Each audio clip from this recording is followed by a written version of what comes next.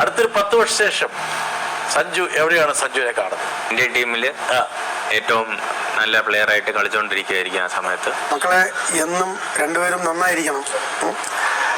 സഞ്ജു മോനെ ഞാൻ ചാരുമോളുടെ കയ്യിൽ ഏൽപ്പിക്കുന്നു. സഞ്ജുവിനെ നന്നായി മക്കൾ നോക്കിക്കൊള്ളണം.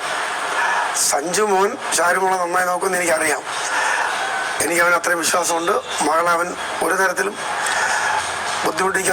ബുദ്ധിമുട്ടിപ്പിക്കാതെ നന്നായി നോക്കിക്കോളും. ചാരുമോളും അതുപോലെ സഞ്ജു മോനെ നോക്കിക്കോളണം.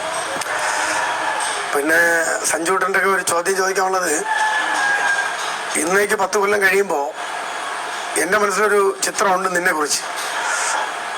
നീ എവിടെ നിൽക്കണമെന്ന് ആഗ്രഹിക്കുന്നു എന്നൊരു ചോദ്യം. അച്ഛനിങ്ങനെ എന്താ പറയാ, വികാരം കൊണ്ട് വീർപ്പുണ്ട്. സുരക്ഷിതമായിരിക്കുമോ ചാരു? സഞ്ജു ചാരുവിന്റെ കൈകളിൽ? അച്ഛന്റെ ചോദ്യമാണത്. തീർച്ചയായും. അടുത്തൊരു 10 വർഷ ശേഷം സഞ്ജു എവിടെയാണ് സഞ്ജുവിനെ കാണുന്നത്?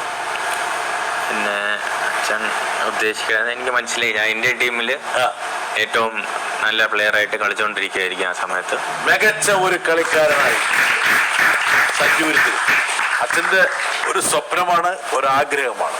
ഭയങ്കര അച്ഛൻ നേരത്തെ പറഞ്ഞ പോലെ പിള്ളേർക്ക് വേണ്ടി ജീവിക്കുന്ന ഒരു അച്ഛനാണ്.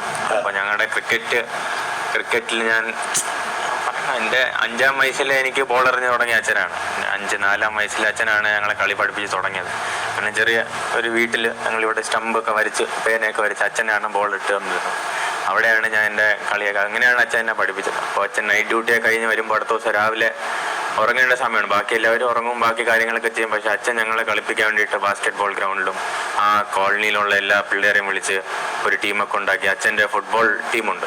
അപ്പോൾ അതിൽ ഫുട്ബോൾ കളിക്കുന്ന ആൾക്കാരെ കൊണ്ട് ഞങ്ങളെ ബോൾ എറിയിപ്പിച്ച്. ഞാൻ 7-8 വയസ്സേ ഉള്ളൂ. അപ്പോൾ എനിക്ക് 22 വയസ്സുള്ള ആൾക്കാരൊക്കെ ബോൾ എറിഞ്ഞിട്ടുണ്ട്. അപ്പോൾ അത് നോർമൽ വിക്കറ്റും കൂടെ അല്ല. അച്ഛൻ പറയും പകുതി നോടി വന്ന് എറിയാനൊക്കെ പറയും. അപ്പോൾ അങ്ങനെയൊക്കെ ട്രെയിൻ ചെയ്ത് ആ രീതിയിലൊക്കെ ഒരു സ്വപ്നം കണ്ടതാണ്. അപ്പോൾ ഇനിയും ഞാൻ നല്ല വഴി കൂടെയാണ് പോയിക്കൊണ്ടിരിക്കുന്നത്. അച്ഛൻ്റെ ആ സ്വപ്നം എത്തണം എനിക്ക്. നേരത്തെ രാഹുൽ പറഞ്ഞ പോലെ ഞാൻ ഓരോ മാച്ച് ഔട്ടാകുമ്പോൾ ഞാൻ അച്ഛനെ വിളിച്ച് എന്താ പറയേണ്ടതെന്ന് ഒരു 10 മിനിറ്റ് ആലോചിച്ച് കഴിഞ്ഞിട്ടും വിളിക്കാറില്ല. ചിലപ്പോഴൊക്കെ ഫോണൊക്കെ ഓഫ് ചെയ്ത് ഞാൻ കിടന്നുറങ്ങും. അത്രയ്ക്കും കണക്റ്റഡ്, അല്ലെങ്കിൽ അത്രയ്ക്കും അച്ഛന് വേണ്ടി കളിക്കുന്ന ഒരു ആളാണ്. അപ്പോൾ അത് ഭയങ്കര സ്ട്രോങ് ആയിട്ടുള്ളൊരു ഇമോഷനാണ്. അതാണ് എന്നെ ഇതുവരെ എത്തിച്ചിട്ടുള്ളത്. ഇനി അതാണ് എന്നെ മുകളിലോട്ട് കൊണ്ടുപോകാൻ പോകുന്നത്. Very good Sanju. ഒരുപക്ഷെ നമ്മൾ വന്ന വഴികൾ മറക്കാതിരിക്കുക എന്നുള്ളതാണ് ഏറ്റവും പ്രധാനപ്പെട്ട ഒരു കാര്യം.